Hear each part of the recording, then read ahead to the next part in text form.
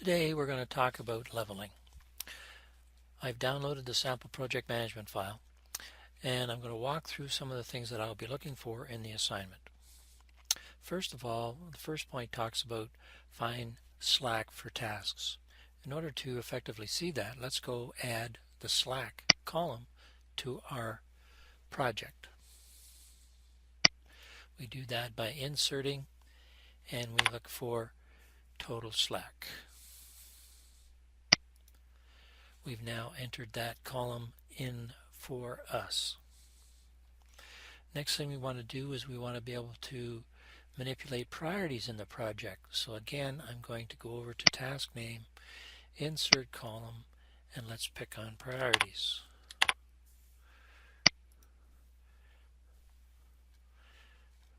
And again, we already have the resources tag there. Okay, now that we've added the required slides, I've cleaned up the display area so it's easier for me to mark. So I've got rid of the start and end dates and shortened some of the columns. What you do want to make sure is that I can see the informational column here, the priority column, resource names, total Slack. Again, how we add Slack to a task is if we take a look at the second task here, and we see we have 2 days and 6 days.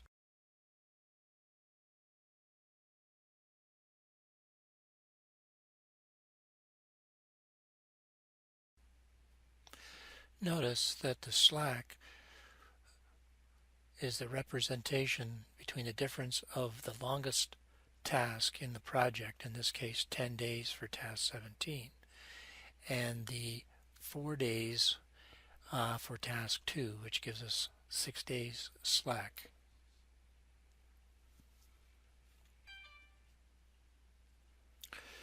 Now we also need to look at the leveling configuration. So again, leveling is a resource activity, and you can go up here and look at leveling options.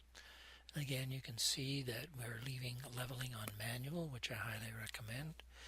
In our particular case, we're going to do day to day. We're going to clear leveling values before we level, which means it doesn't accumulate the errors that we have introduced prior. You can level the entire project. We will be looking at leveling in a time range. Also, we're going to make sure that we are leveling using the standard method. We are going to unselect level only with available Slack. And again, the rest remain default. Next thing we want to do is we want to look at doing some contouring of the work. And we have a couple of options here that we can do this. We can do it by task. You look at task uses, it gives us the amount of work that we have.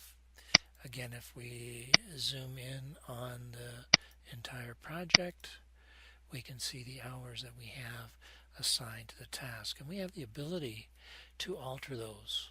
For instance, if we wanted to, in the case of Dennis, give him 0 hours on this day and 12 on this is how we can load the schedule.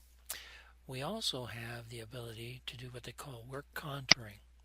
And again, if we go and we insert the column and we look for the work contour field, if we add in the work contour field, you can see that we can now automatically front load, back load, double peak, early peak, give you different kind of loads. So if we do back loaded, watch what happens to the numbers. Starts with smaller and grows larger. So again, you can do that as part of the task usage, or you can look at it from a resource usage point of view. And again, same thing, add in the column for work contour, and you'll see that the information is carried over.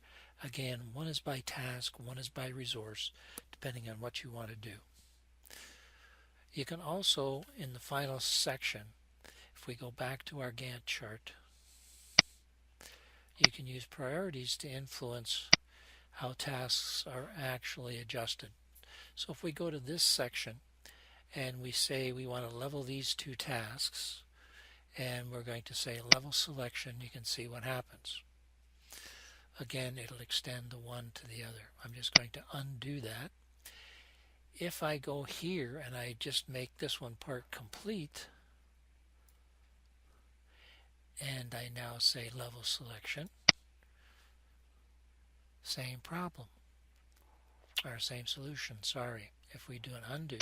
But look what happens if we change the priority of the second task to 1000.